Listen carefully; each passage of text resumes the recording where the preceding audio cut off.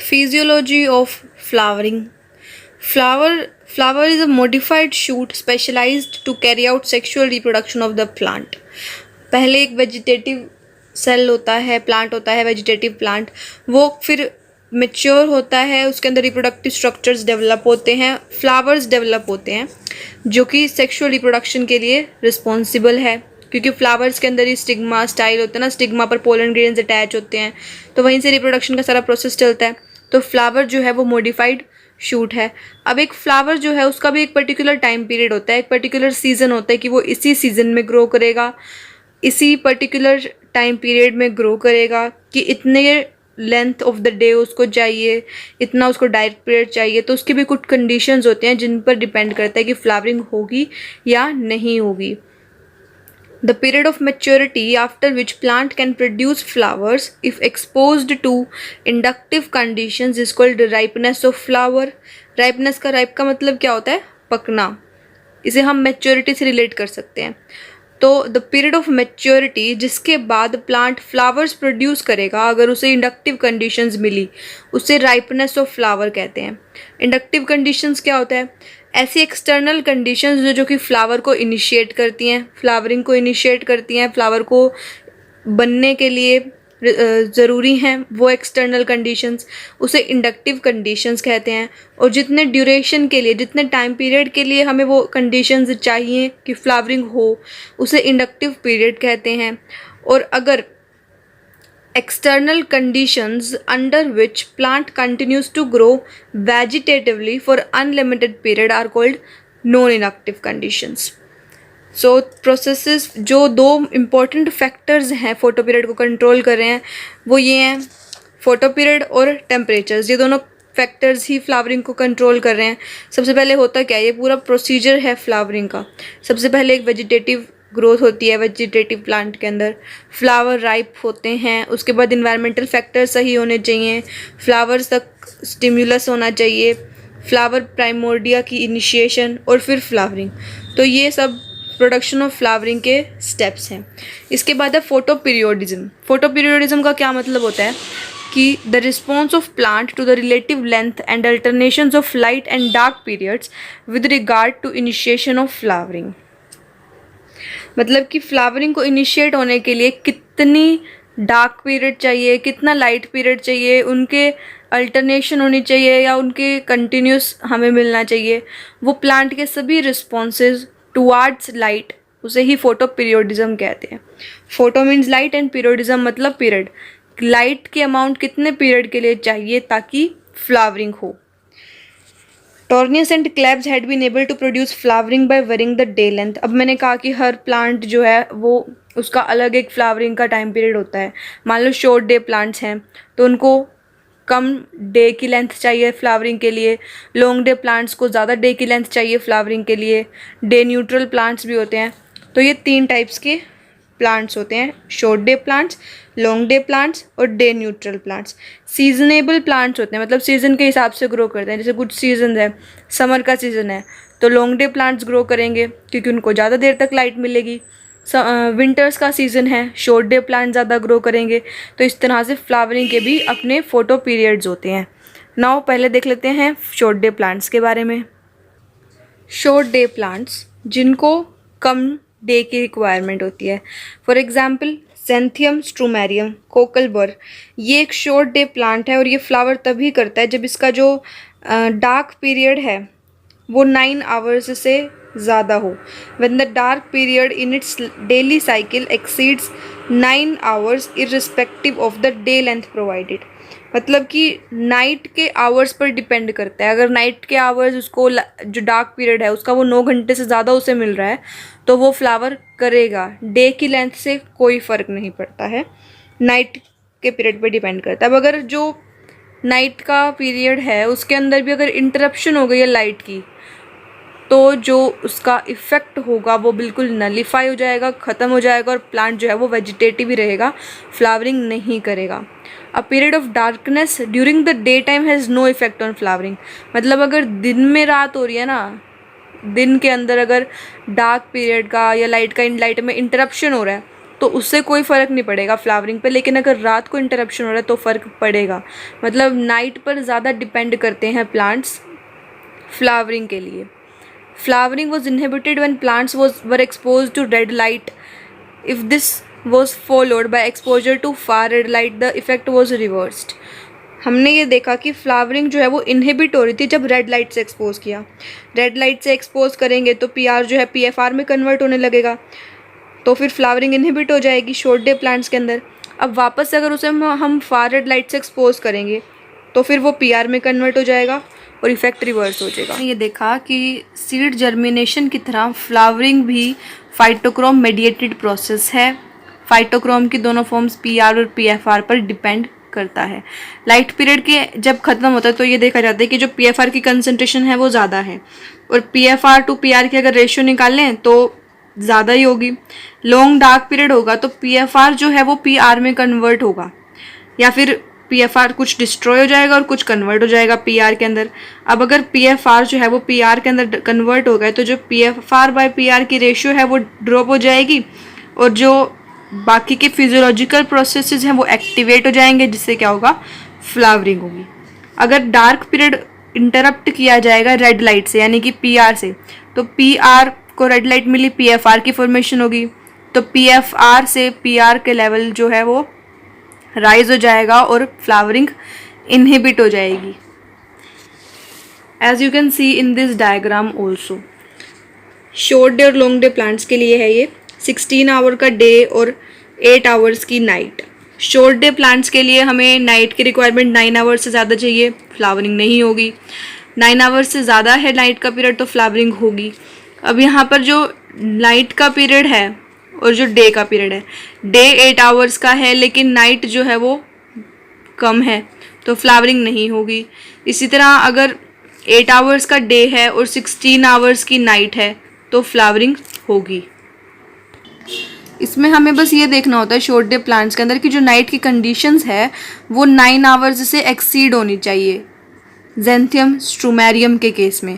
इसी तरह सभी जो शॉर्ट डे प्लांट्स होते हैं सबकी अलग अलग कंडीशंस है, किसी को 9 आवर्स की चाहिए, किसी को 10 आवर्स की चाहिए, तो उनका जो नाइट पीरियड है वो उनके पर्टिकुलर टाइम पीरियड से ज़्यादा होना चाहिए, एक्सीड होना चाहिए, तो वो फ्लावरिंग शो करेंगे, वरना नहीं करेंगे। डे की लेंथ से कोई फ़र्क नहीं पड़ता, शॉर्ट डे प्लांट्स हो चाहे लॉन्ग डे प्लांट्स हो, नाइट की लेंथ से फ़र्क पड़ता है कि फ्लावरिंग होगी या नहीं होगी। Now long day plants. Long day plants flowering करते हैं when the day length exceeds a critical length. जैसे कि एग्जांपल दिए हुए हैं Spinacia oleracea, spinach, radish, henbane, sugar beet. Long day plants do not require an uninterrupted dark nights. जैसे short day plants में तो हमने पढ़ा था ना कि जो नाइट पीरियड है वो अनइंटरप्टेड होनी चाहिए और 9 आवर्स से ज़्यादा होना चाहिए, लेकिन लॉन्ग डे प्लांट्स जो हैं उन्हें कोई फ़र्क नहीं पड़ता कि डार्क पीरियड जो है वो इंटरप्टेड है या अनइंटरप्टेड है। In long day plants period of darkness have an inhibitory effect on plant. Such plants flower even under short day conditions if a flash of light is given to the plant during the long dark periods. मतलब अगर पूरी रात dark period में रात को अगर उन्हें एक छोटी सी फ्लैश ऑफ लाइट भी दे दी जाए शॉर्ट डे की कंडीशंस में, अगर उनका डार्क पीरियड इंटरप्ट कर दिया जाए तो भी वो फ्लावरिंग शो करते हैं। लॉन्ग डे प्लांट्स में ये है कि भाई डार्क पीरियड कम होना चाहिए, यही एक पर्टिकुलर पॉइंट है जिससे कि लॉन्ग डे प्लांट्स फ्लावर करेंगे। डे के लेंथ पे कोई फ़र्क ना पड़े बेशक, लेकिन रात का जो पीरियड है, जो डार्क पीरियड है, वो डे के पीरियड से कम होना चाहिए।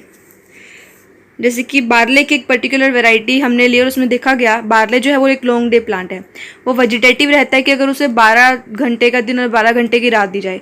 अब अगर 12 घंटे की रात को थोड़ा सा भी इंटरप्ट किया जाए तो जो डे का टाइम है वो इंक्रीज हो जाएगा और वो प्लांट जो है वो फ्लावरिंग शो करेगा। तो इधर से ही हमें ये बात पता लगी कि लॉन्ग डे प्लांट्स जो हैं वो शॉर्ट डे प्लांट्स की कंडीशन में भी फ्लावर कर सकते हैं। बस कंडीशन ये होनी चाहिए कि डे के कंपैरिजन में जो रात है वो और कम होनी चाहिए। मतलब अगर डे जो है वो 16 आवर्स का है तो नाइट जो है वो 16 आवर्स से कम की होनी चाहिए। Long day plants flower in short photo periods also provided that these were accompanied with still shorter dark periods. Day neutral plants नाम से ही समझ लो, इनमें कोई फ़र्क नहीं पड़ता फोटो पीरियड कितना आ रहा है। ये अपनी वेजिटेटिव ग्रोथ के बाद ही फ्लावर करेंगे, independent of their photo period. जैसे कि tomato, cucumber, cotton, dandelion, sunflower and some varieties of P.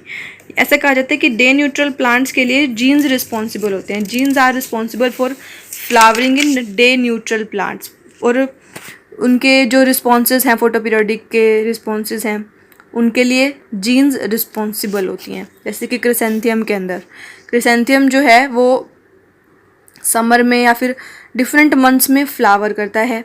Initial important factor इसका ये है कि initial important effect on is the breed, कि वो प्लांट जो है वो कौन सी ब्रीड का है, पर्टिकुलर ब्रीड का पर्टिकुलर सीजन में ग्रो करेगा ना। तो important effect on the flowering of plant is called photoperiodic induction. In case of cocklebur, even one cycle of correct photo period can induce flowering. Now intermediate plants जो होते हैं वो flowering तभी show करते हैं जब उनकी एक जो उनकी पर्टिकुलर रेंज है लाइट आवर्स की वो उन्हें मिले। उससे ज़्यादा अगर लाइट आवर्स मिले या उससे कम लाइट आवर्स मिले तो वो फ्लावरिंग शो नहीं करेंगे।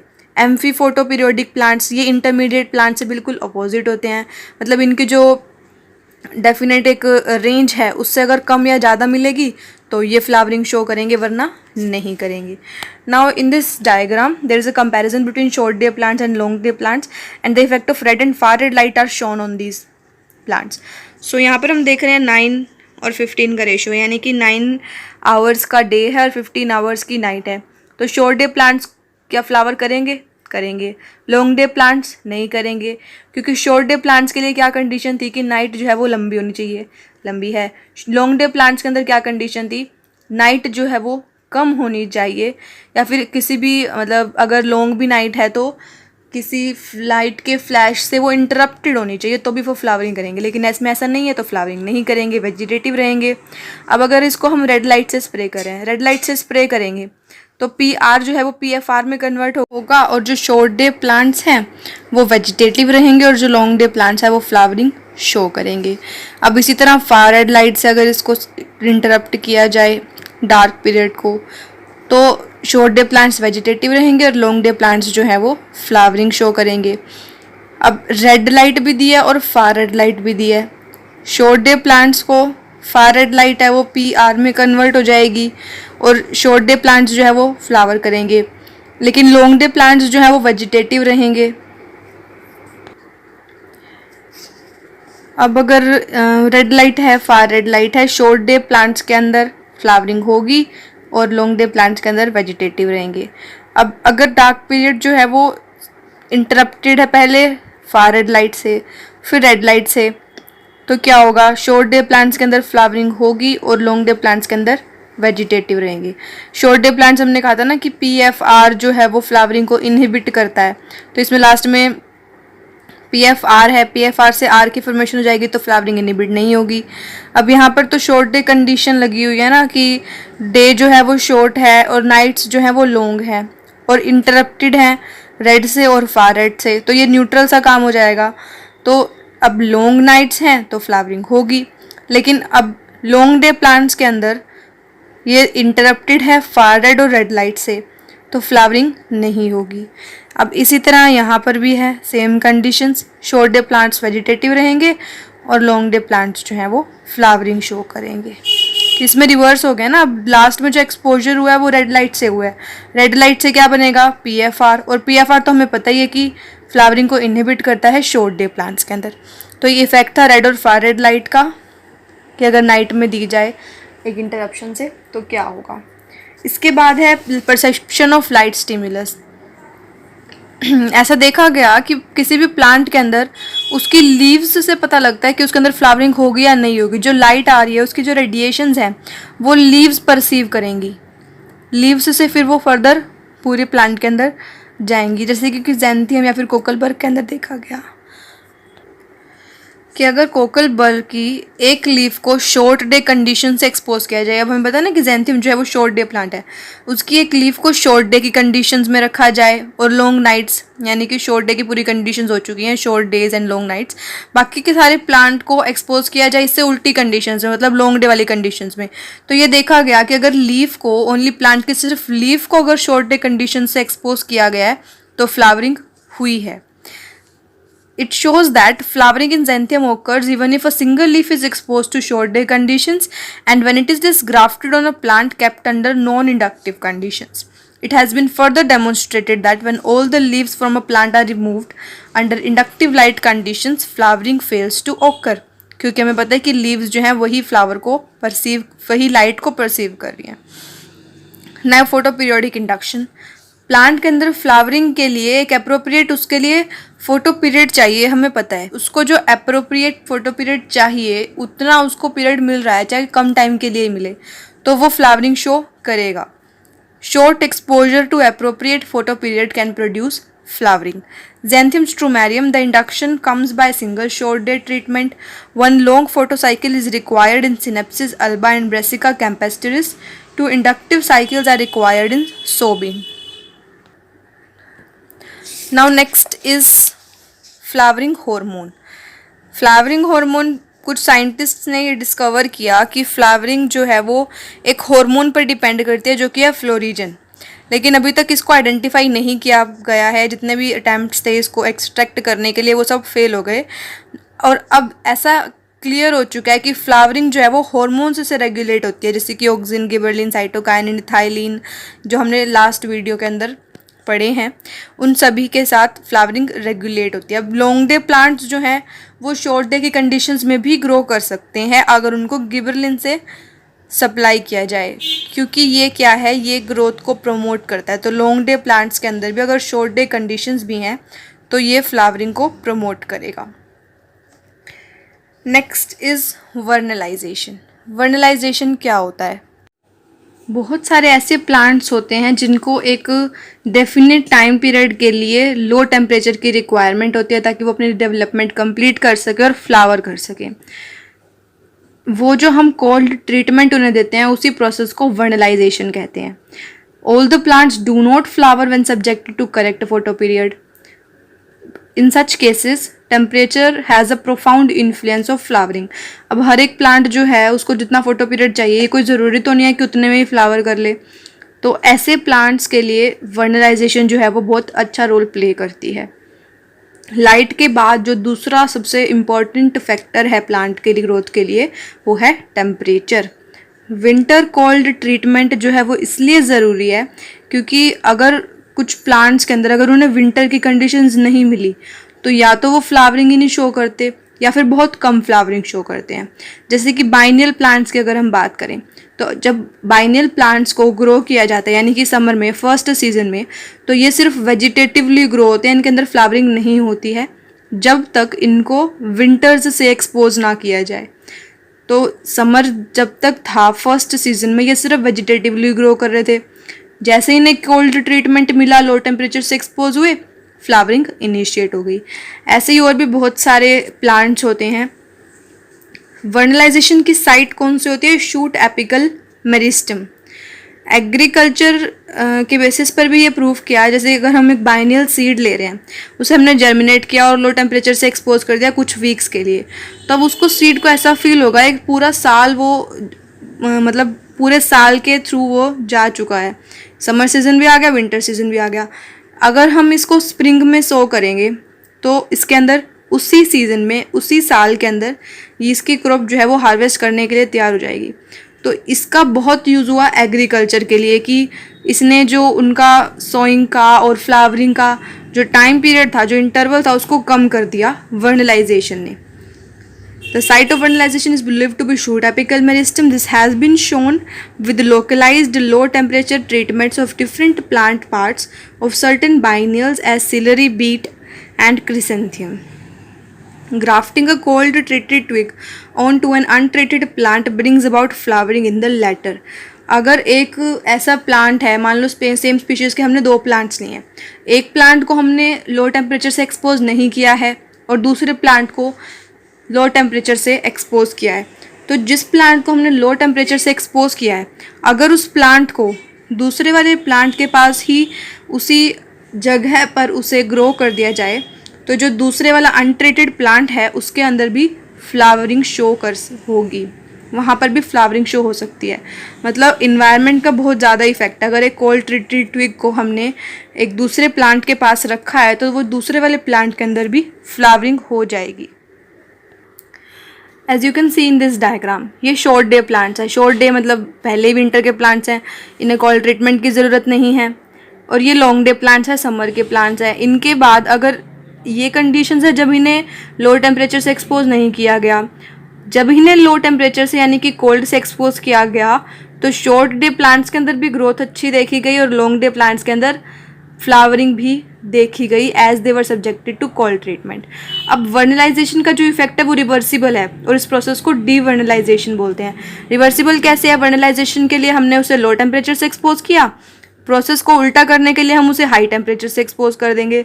तो ये देखा गया कि जब किसी भी सीड को या प्लांट को हाई टेम्परेचर से एक्सपोज किया गया तो वर्नलाइजेशन से जो इफेक्ट था वो सारा उल्टा हो गया, कंप्लीटली रिमूव हो गया। अब अगर उसी प्लांट को वापस से हम लो टेम्परेचर से एक्सपोज करेंगे तो वो फिर से वर्नलाइजेशन शो करेगा। इसमें ऐसा बताया गया कि एक ऐसा हार्मोन है जो कि वर्नलाइजेशन के स्टिमुलस को ट्रांसपोर्ट कर रहा है, वर्नलिन। लेकिन ये सब हाइपोथेटिकल था, ऐसा कोई भी हार्मोन आज तक आइसोलेट नहीं किया गया है। गिबरलिन्स के साथ ऐसा देखा गया कि गिबरलिन्स का अगर हम स्प्रे कर दें या गिबरलिन सप्लाई करें तो ये वर्नलाइजेशन को रिप्लेस कर देता है बहुत सारे प्लांट्स के अंदर। मतलब वर्नलाइजेशन की जगह पे गिबरलिन का अगर स्प्रे कर दिया जाए तो वो ग्रो करने लगते हैं, लेकिन गिबरलिन जो है वो वर्नलिन नहीं है। Vernalization requiring plants bear a gene which repress flowering. Cold treatment inactivate the gene by converting it into heterochromatin type. Vernalization is an aerobic process which needs active metabolism. This aerobic process high temperature coefficient. Vernalization जो है उसके लिए plants के पास एक particular gene होती है जो कि फ्लावरिंग नहीं होने देता until they are वर्नलाइज्ड, until they are grown in cold treatments. Cold treatment से वो जो जीन है जो कि फ्लावर्स को रिप्रेस कर रही थी वो जीन हेट्रोक्रोमेटिन में कन्वर्ट हो जाएगी। मतलब ये फ्लावर को और ज़्यादा रिप्रेस नहीं करेगी और प्लांट के अंदर फ्लावरिंग हो जाएगी। वर्नलाइजेशन जो है वो एक एरोबिक प्रोसेस है और इसे एक्टिव मेटाबॉलिज्म की ज़रूरत है, ऑक्सीजन की प्रेजेंस में होता है और इसे हाई टेम्परेचर की भी ज़रूरत होती है। एरोबिक प्रोसेस है। अब यहाँ पर ये डायग्राम में शो किया है कि जैसे ये बाइनियल हर्बेन है, इसमें एक शूट जो है वो ग्राफ्टेड है, नॉन कोल्ड ट्रीटेड है और दूसरी जो है वो कोल्ड ट्रीटेड है। इन दोनों को साथ में ग्रो किया तो फ्लावरिंग शो करी। जबकि ये प्लांट जो है वो अनट्रीटेड है, इसे अब तक वर्नलाइज नहीं किया गया है और ना ही इसके साथ में कोई वर्नलाइज्ड प्लांट रखा गया है। तो ये वाला ऐसे ही नॉर्मल है और इसमें फ्लावरिंग नहीं हो रही है। तो हमने क्या देखा कि फ्लावरिंग के लिए वर्नलाइजेशन इंपॉर्टेंट है कुछ प्लांट्स के अंदर। Now next is fruit ripening. Fruit ripening it refers to the changes in fruit that make it ready to eat. मतलब कि हमारे हिसाब से तो राइपनिंग का क्या मतलब है कि फ्रूट अब बिल्कुल पक के तैयार हो चुका है, हम उसे खा सकते हैं। लेकिन बॉटनी के पॉइंट ऑफ व्यू से जब फ्रूट राइपनिंग है उसका मतलब होता है कि अब सीड्स जो हैं वो डिस्पर्सल के लिए तैयार हैं, प्लांट से अलग होने के लिए तैयार हैं। अब फ्रूट राइपनिंग के लिए हमने एक हार्मोन पढ़ा था जो कि बहुत ही एसेंशियल है, इथाइलिन हार्मोन। इथाइलिन जो है वो एक गैस है जो कि फ्रूट राइपनिंग को फास्ट कर देती है और इथाइलिन का इमीडिएट प्रिकर्सर कौन है? ACC 1 amino cyclopropane 1 carboxylic acid. जब ACC को प्लांट्स के से एक्सपोज किया जाएगा, मतलब प्लांट्स के ऊपर अगर हम ACC का स्प्रे करेंगे तो इथाइलिन की प्रोडक्शन जो है वो प्लांट के अंदर इंक्रीज हो जाएगी। अब ACC को कौन कैटेलाइज करता है? ACC oxidase. ये ACC को कैटेलाइज करेगा इथाइलिन में, इससे इथाइलिन की प्रोडक्शन जो है वो इंक्रीज हो जाएगी, फ्रूट्स जो है वो जल्दी राइप हो जाएंगे। तो ACC से इथाइलिन की फॉर्मेशन हो गया है। Now changes at the time of fruit ripening. सबसे पहले तो एंजाइम से जो सेल वॉल है आउटर की उसका ब्रेक डाउन होगा, उसके बाद स्टार्च हाइड्रोलिसिस, फिर शुगर एक्यूमुलेट होगा, उसके बाद जो ऑर्गेनिक एसिड्स या फिनोलिक कंपाउंड्स जैसे कि टैनिन्स ये सब डिसअपियर हो जाएंगे। अगर ऐसा कोई सीड है जिसका डिस्पर्सल एनिमल के ऊपर डिपेंड करता है कि एनिमल जो है वो उस प्लांट को इंजेस्ट करेगा ताकि सीड्स जो हैं वो डिस्पर्स हो जाएं, ऐसे सीड्स के अंदर राइपनेस और एडिबिलिटी जो है वो सिनोनिमस होते हैं, साथ साथ चलते हैं। फ्रूट जैसे ही राइप होगा वो खा लिया जाएगा। एंथोसाइनिन नाम के पिगमेंट्स जो हैं वो फ्रूट के ऊपर प्रेजेंट होते हैं, ये ब्राइटली कलर्ड पिगमेंट्स होते हैं एंथोसाइनिन, कैरोटिनॉइड्स। ये आउटर वॉल पर एक्यूमुलेट हो जाते हैं ताकि जो फ्रूट्स हैं उनकी विजिबिलिटी इंक्रीज हो जाए। अनराइप्ड फ्रूट्स जो हैं अगर उनको भी इथाइलिन से ट्रीट किया जाए तो वो भी राइप हो जाते हैं। नाउ इथाइलिन का स्प्रे करना तो फील्ड में बहुत ही डिफ़िकल्ट है, तो इथाइलिन का जो कंपाउंड है जो कि इथाइलिन रिलीज़ करता है इथेफोन, उसका स्प्रे किया जाता है एक्वस फॉर्म में ताकि प्लांट जो है वो उसको आसानी से एब्जॉर्ब कर ले और ट्रांसपोर्ट कर सके अपने सभी पार्ट्स तक। अब इसके लिए भी कंडीशंस हैं कि अगर लोग ऑक्सीजन की कंसंट्रेशन है, ऑक्सीजन कम अवेलेबल है या टेम्परेचर कम है, विंटर्स का सीज़न है, तो इथाइलिन की जो बायोसिंथेसिस है वो इनहिबिट हो सकती है, कम हो सकती है। So this was fruit ripening. Next is senescence. Senescence. Plant and their parts develop continuously from germination until death. अब एक सीड है वो जर्मिनेट करेगा, उसके अंदर वेजिटेटिव डेवलपमेंट होगी, फिर फ्लावरिंग होगी, फिर उसके अंदर later part of the development process जो होगा, प्लांट जो है वो फ्लावरिंग के बाद उसके अंदर उसके जो सेल्स हैं न्यूट्रिएंट में लैक हो जाएंगे, लॉस ऑफ ऑर्गेनाइजेशन होगा, उसके फंक्शंस जो हैं वो अच्छे से परफॉर्म नहीं कर पाएगा और वो सीनेसेंस की तरफ जाएगा। तो जो बाद का डेवलपमेंट प्रोसेस है मैच्योरिटी से लेकर अपने ऑर्गेनाइजेशन और फंक्शंस को लॉस करने तक का, उस प्रोसेस को सीनेसेंस बोलते हैं। अब हम एजिंग और सीनेसेंस को बहुत कंफ्यूज करते हैं कि ये इनका मतलब सेम ही होता है। नहीं, एजिंग जो है वो टोटल प्रोसेसेस होते हैं लाइफ टाइम में, पूरे लाइफ टाइम में, मतलब ग्रो करने से लेकर डाई करने तक जितने भी प्रोसेसेस हो रहे हैं पूरी प्लांट की लाइफ में, उसे एजिंग कहते हैं। Sum total of all the changes in the total plant और इट्स कॉन्स्टिट्यूएंट्स।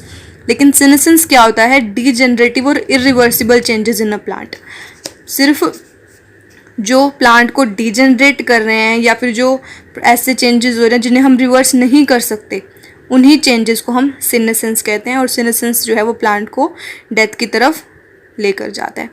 अब सीनेसेंस भी काफ़ी टाइप्स के होते हैं according to their habit of growth. बहुत सारे डिफरेंट टाइप्स के होते हैं, जैसे कि कभी कभी क्या होता है कि पूरा प्लांट ही डाई हो जाता है, जैसे रीट, राइस, वीट, ग्राम, मस्टर्ड, इनके केसेस में होता है। इनके केस में क्या होता है कि होल प्लांट सीनेसेंस होती है, मतलब पूरा प्लांट ही डाई हो जाता है। सिक्वेंशियल सीनेसेंस, इसमें क्या होता है पूरा प्लांट जो है वो एजिंग ज़रूर करता है लेकिन कुछ ही पार्ट्स डाई होते हैं, मतलब कुछ पार्ट्स जो हैं वो एक्टिव रहते हैं।